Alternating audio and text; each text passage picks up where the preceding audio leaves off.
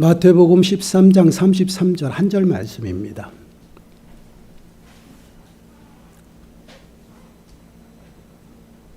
우리 한 목소리로 함께 읽도록 하겠습니다.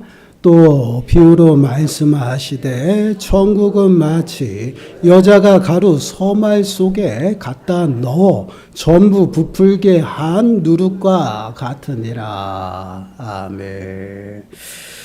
지난주는 이제 절기에서 저희가 감사하는 자가 되자라는 제목을 가지고 말씀을 나눴어요. 그 전까지는 천국 비유에 관한 말씀을 함께 나눴습니다. 셋째 시간까지 나눴어요. 오늘은 이제 네 번째 시간으로 누룩 비유예요. 오늘 말씀을 통해서 천국에 관하여 깨닫는 시간들이 되시고요. 말씀으로 우리의 삶을 좀 살피고 점검하시길 바랍니다. 그러므로 정말 하나님의 다스림과 통치하심 가운데 머무는 삶이 되시고요. 하나님 나라의 풍성한 은혜를 누리고 경험하고 매 순간 하나님과 동행하는 저와 여러분들의 삶이 되시기를 간절히 축원합니다. 본문을 다시 한번 보시기 바라요. 또 비유로 말씀하시되 천국은 마치 여자가 가루 서말 속에 갖다 넣어 전부 부풀게 한 누룩과 같으니라. 또 비유로 말씀하신다. 천국 비유가 계속 이어지는 것이에요. 예수님께서 제자들과 그 무리들에게 천국 비유의 말씀을 끊임없이 하고 계셔요. 그리고 네 번째 천국 비유는 무엇이에요? 천국은 여자가 서말 그걸 다 빼고 천국은 마치 무엇과 같다? 누룩과 같다라는 것이에요. 그럼 왜 예수님께서 그 천국을 누룩에다가 비유하고 있을까요? 성경에는 누룩에 관하여 많은 내용들이 기록이 되어 있습니다. 그런데 누룩에 관한 이 표현들 비유로 많이 쓰여지고 있어요. 그리고 이 누룩이 부정적인 요소와 긍정적인 요소 두 가지 다 쓰여지고 있다라는 것이에요. 그런데 긍정적인 요소는 오직 천국의 비유에서만 쓰여지고 있습니다. 나머지는 다 부정적인 그러한 모습으로 쓰여지고 있어요. 그 이유는 누룩의 특성 때문에 그렇습니다. 누룩이 부정적인 요소로 쓰여지는 것은 죄의 특성과 거의 비슷하기 때문에 그래요. 죄의 특성을 설명할 때 그래서 부정적인 요소로 누룩을 많이 갖다가 비유로 말씀을 해요. 출애굽기 13장 7절 말씀을 보시면 이래 동안에는 무교병을 먹고 유교병을 네게 보이지 아니하게 하며 네 땅에서 누룩을 네게 보이지 아니하게 하라. 유교병과 무교병이 나와요. 우리는 이 빵에 대해서 잘 알 수 없잖아요. 그러나 그 시대의 문화는요.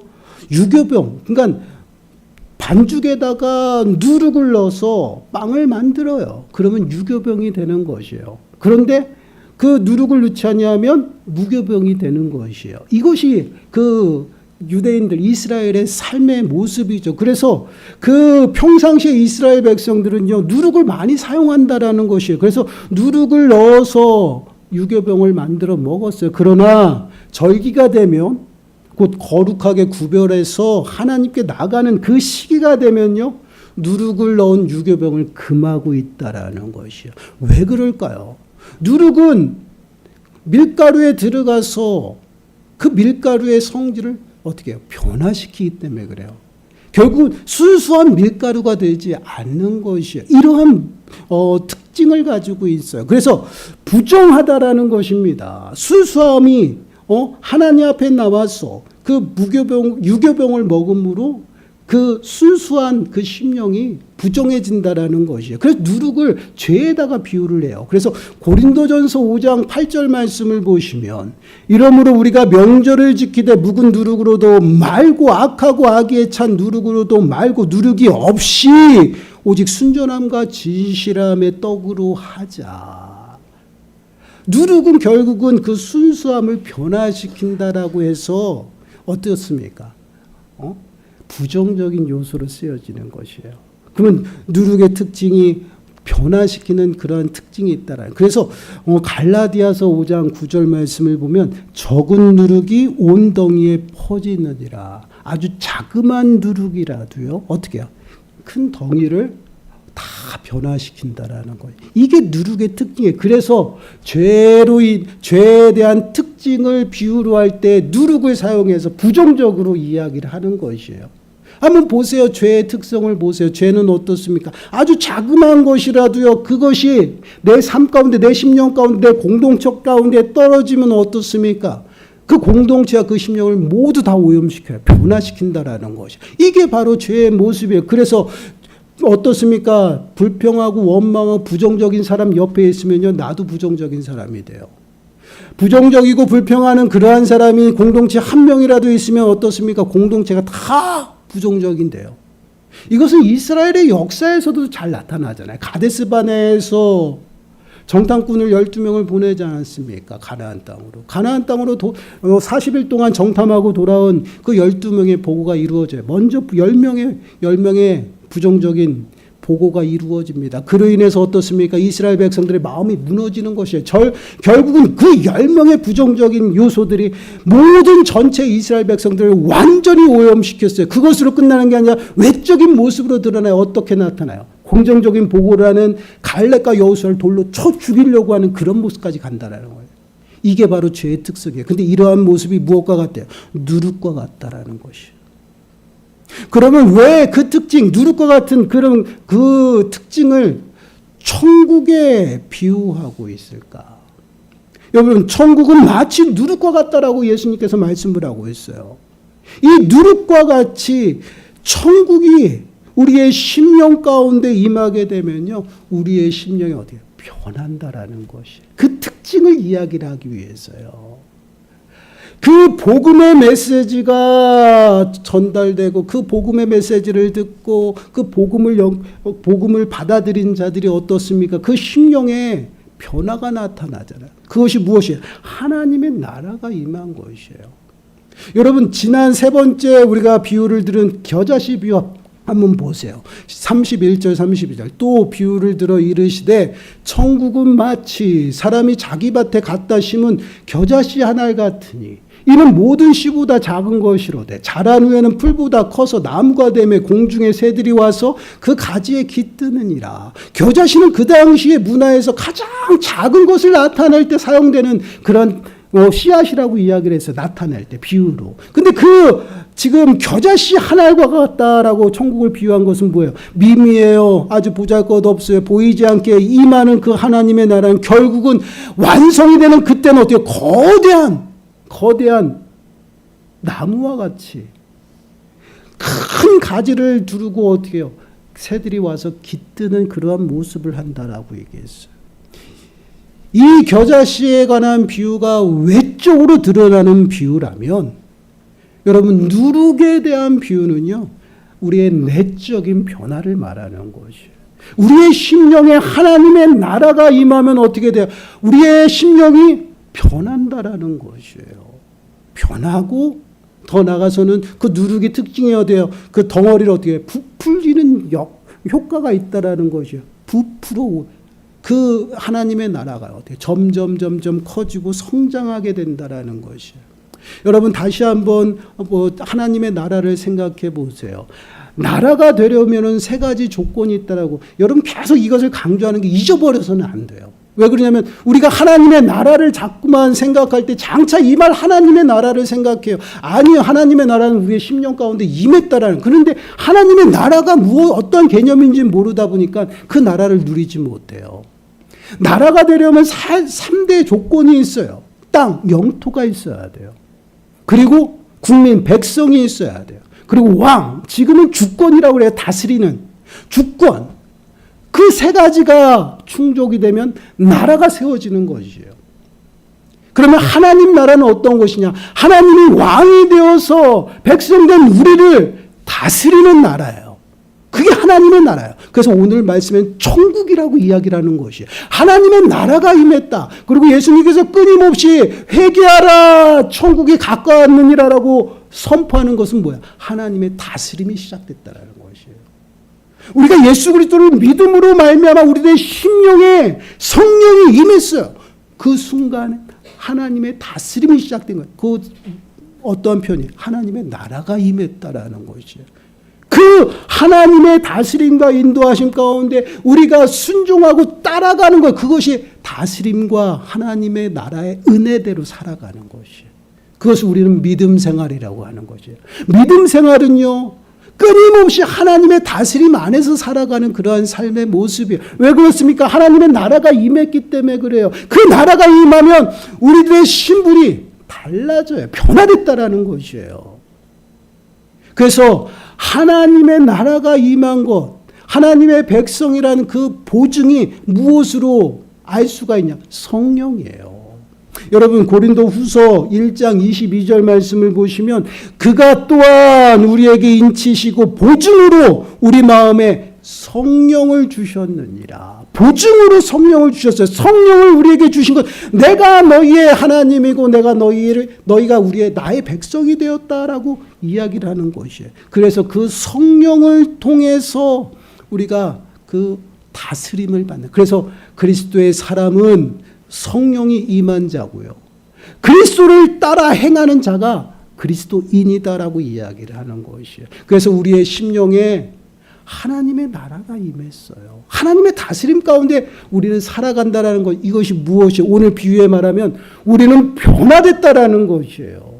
성령을 통해서 우리의 심령, 어두움 가운데 죄와 사망 가운데 종노릇했던 그러한 진노의 자녀였던 우리가 예수 그리스도의 그 복음을 듣고 예수 그리스도께서 우리의 심령 가운데 임함으로 우리의 심령에 하나님의 나라가 임해서 변화됐다는, 이제는 빛의 자녀가 된 것이에요. 하나님의 자녀가 되었어요. 그리고 우리의 심령에 성령이 머물고 성령이 거한다라는 것이에요. 그래서 우리의 심령을 뭐라고 그래요? 하나님의 성전이라고 하는 것이에요. 이 보이는 게 성전이 아니라 하나님의 사람들 그 심령에 하나님의 나라가 임해 성령이 거주해, 그래서 성령이 머무는 집이다라고 얘기를 하는 거예요. 이게 하나님의 백성들의 모습이에요. 그래서 고린도전서 3장 16절 말씀을 보면 너희는 너희가 하나님의 성전인 것과 하나님의 성령이 너희 안에 계신 것을 알지 못하느냐. 지금 교회들에게 하는 거예요. 고린도 교회 교인들에게. 너희가 어떻게 그렇게 살아갈 수 있느냐 지적하고 책망하면서 이 말씀이 나오는, 하나님의 나라가 임했다라는 건 내 심령에 성령이 거하시고 내 심령이 하나님의 집이 되었다라는 것이에요. 그것은 무엇을 의미해요? 하나님이 내 심령 가운데 내 삶 가운데 다스린다라는 것이에요. 여러분 고린도후서 6장 16절 말씀 우리 함께 읽어볼까요? 시작. 하나님의 성전과 우상이 어찌 일치가 되리요? 우리는 살아계신 하나님의 성전이라. 이와 같이 하나님께서 이르시되 내가 그들 가운데 거하며 두루 행하여 나는 그들의 하나님이 되고 그들은 나의 백성이 되리라. 아멘. 너희는 하나님의 성전이다라고 했는데 뒤에 설명이 들어가요. 뭐라고 돼? 내가 그들 가운데 거하고 두루 행한다라는 어떠한 모습이에요? 다스리는 거예요. 통치하는 것이에요.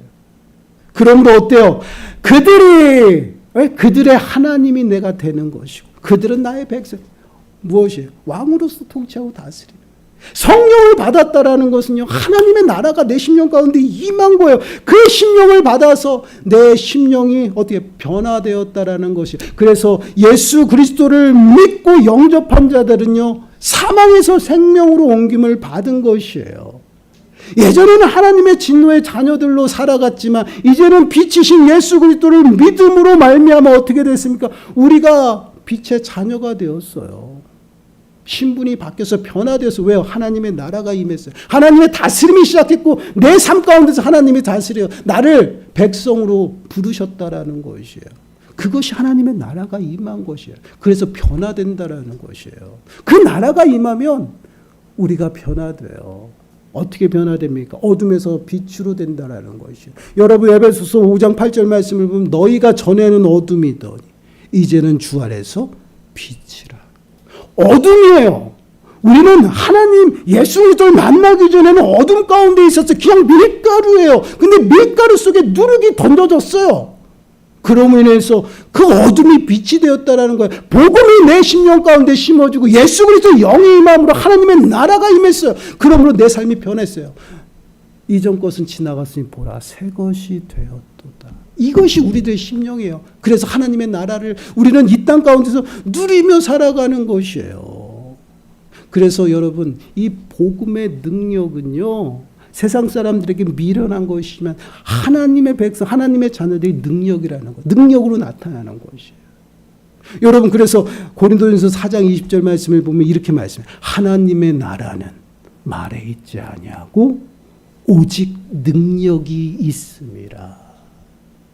그냥 마귀의 유혹처럼 입술로만 이야기하는 그런 것이 아니다라는 거야.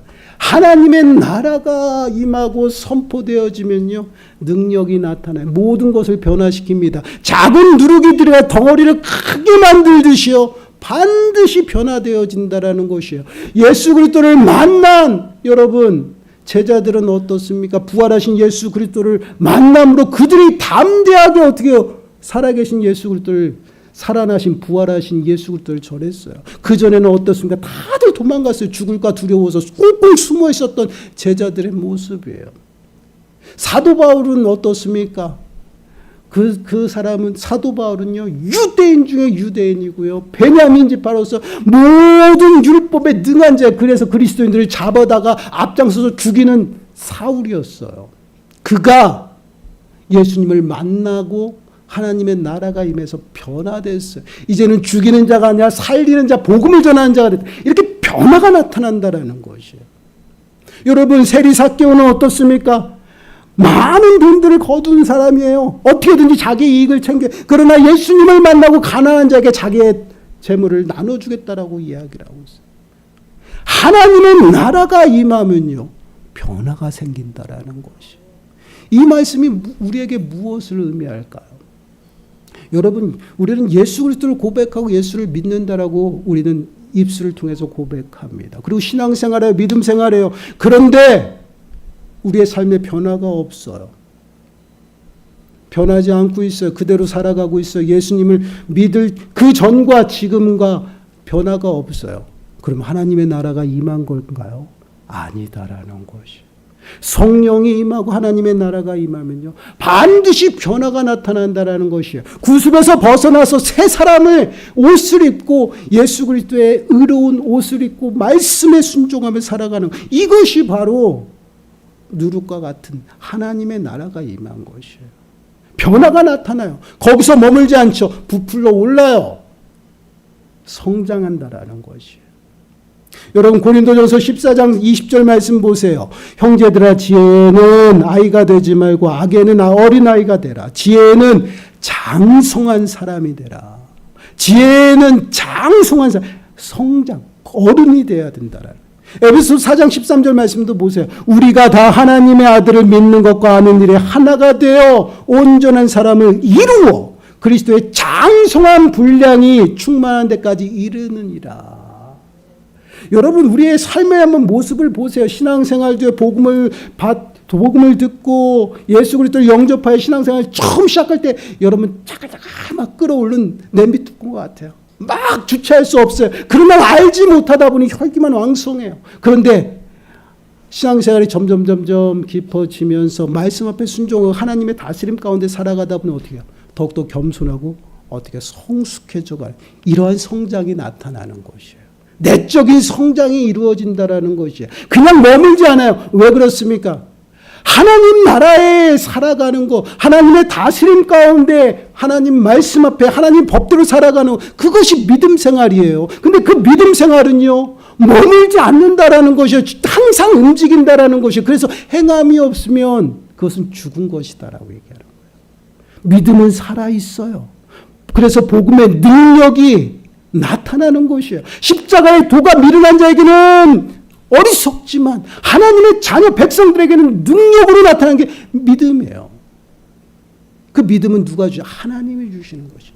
하나님의 다스림 가운데 내가 들어가 살아갈 때, 그 말씀으로 순종하며 살아갈 때 그 말씀이 살아 움직여 나를 깨끗하게 합니다.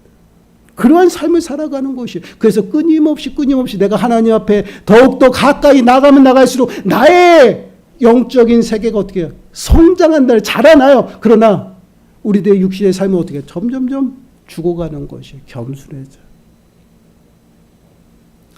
여러분 히브리서 5장 14절에도 말씀합니다. 단단한 음식은 장성한 자의 것이니 그들은 지각을 사용함으로 연단을 받아 선악을 분별하는 자들이니라.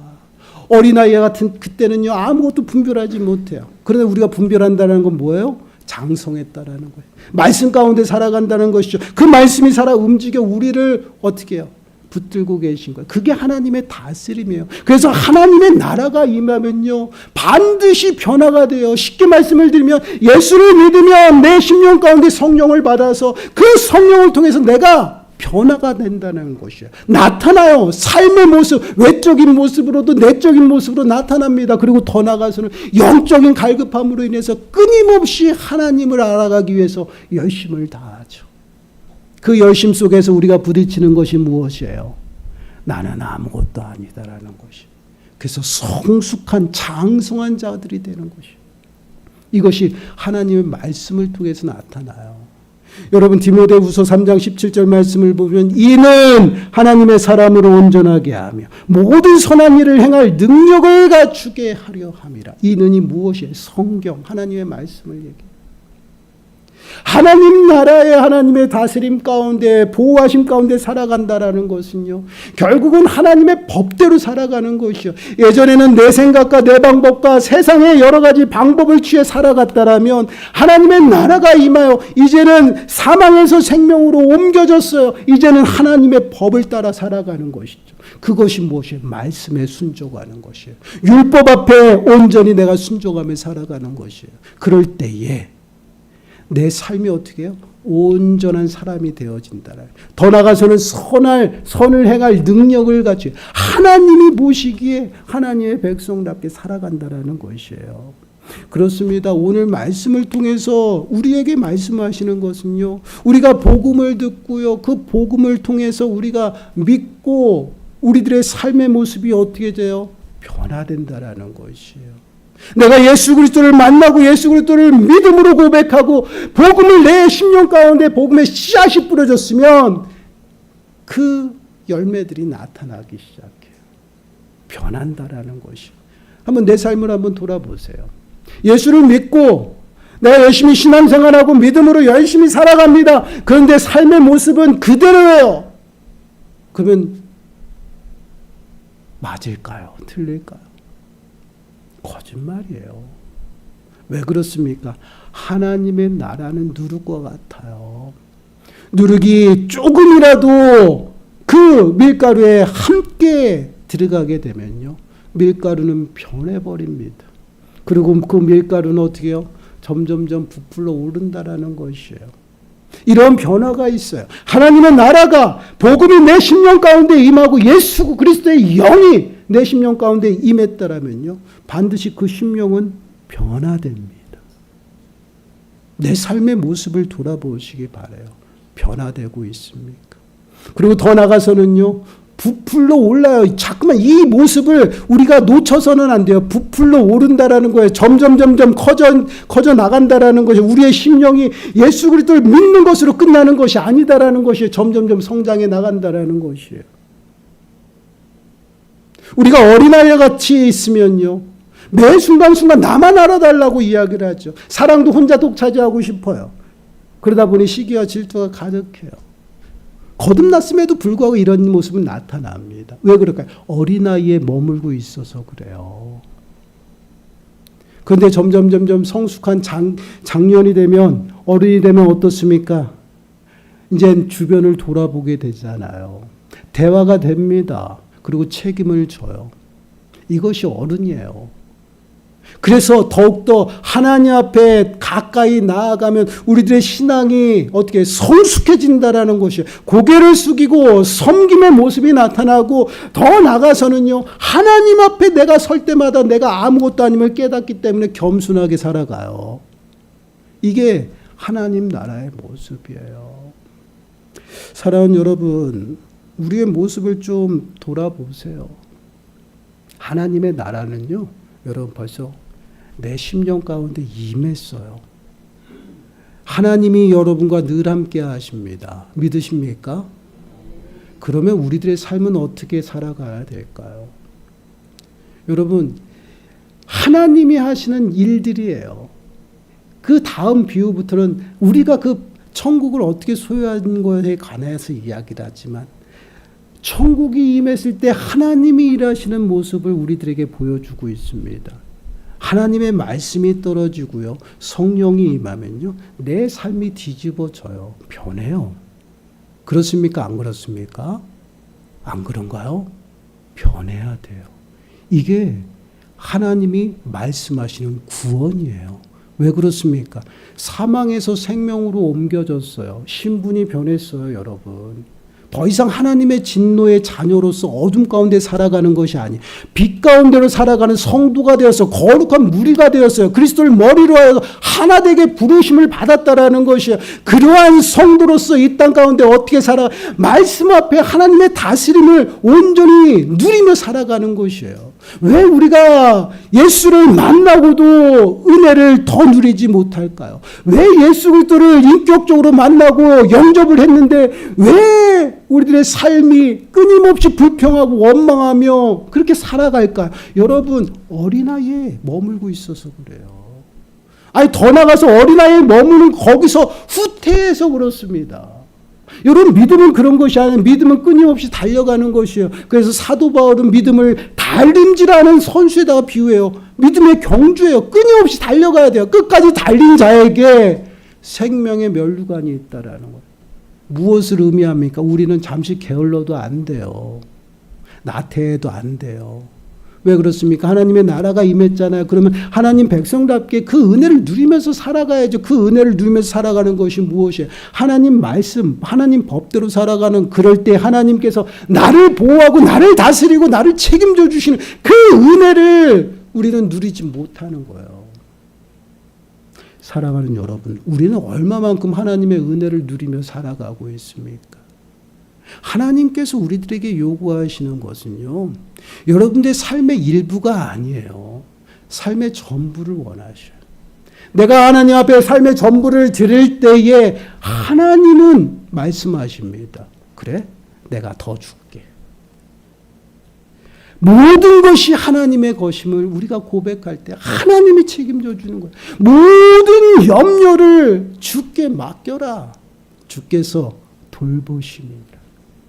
하나님을 의지하라. 그리하면 그가 이루시리라. 무엇을 의미합니까? 하나님은 우리의 중심을 보시, 우리의 삶의 전부를 하나님 앞에 드릴 때에 하나님께서 일하셔요. 그 삶을 살아가도록 하나님께서 우리를 부르시고 우리의 심령 가운데 돕는 자, 보혜사 성령님을 부어주셨어요. 그래서 그 성령님을 통해서 우리가 주님이 오시는 그때까지 구원을 이루며 나가는 것이에요. 떨어지지 아니하도록 우리를 붙잡고 가셔요. 얼마나 감사해요. 그럼 우리는 어떻게 살아야 돼요? 거기에 순종하고 따라가는 것이에요. 그럴 때에 하나님의 크신 보호하심에 우리가 살아가는 것이에요. 사랑하는 여러분, 우리는 하나님의 나라를 누리며 살아가야 돼요. 우리가 왜 하나님의 나라를 누리지 못합니까? 예수님을 영접하지 않아서 그래요. 왜 하나님의 나라를 누리지 못할까요? 어린아이와 같이 머물고 있어서 그래요. 우리의 삶의 모습을 좀 돌아보세요. 우리는 얼마나 하나님의 나라를 누리며 살아가고 있는지, 또한 하나님의 나라를 얼마나 소망하고 살아가는지 여러분 돌아보시고 진단하시기 바랍니다. 그리고 정말 그 나라를 누리지 못하면 여러분 주님 앞에 자복하세요. 그리고 하나님을 찾으세요. 하나님을 간절히 찾는 자 하나님을 만날 것이고, 하나님을 사랑하는 자가 하나님의 사랑을 입는 자라고 분명히 말씀하셔요. 하나님을 사랑하세요. 그 말씀대로 살아가시기 바랍니다. 그럴 때에 하나님의 나라의 풍성한 은혜 가운데 거하고 더 나아가서는 주님과 동행하는 저와 여러분들이 되시기를 간절히 축원합니다. 기도하겠습니다. 하나님, 그렇습니다. 천국은 마치 누룩과 같다라고 말씀하셨습니다.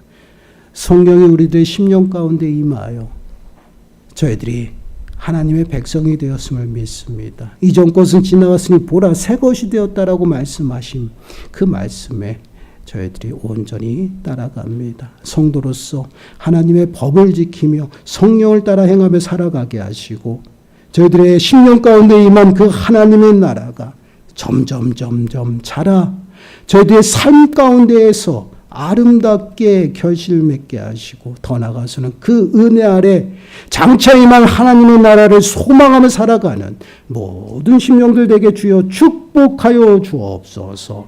이 모든 말씀 예수님의 이름으로 감사하며 기도드리옵나이다. 아멘.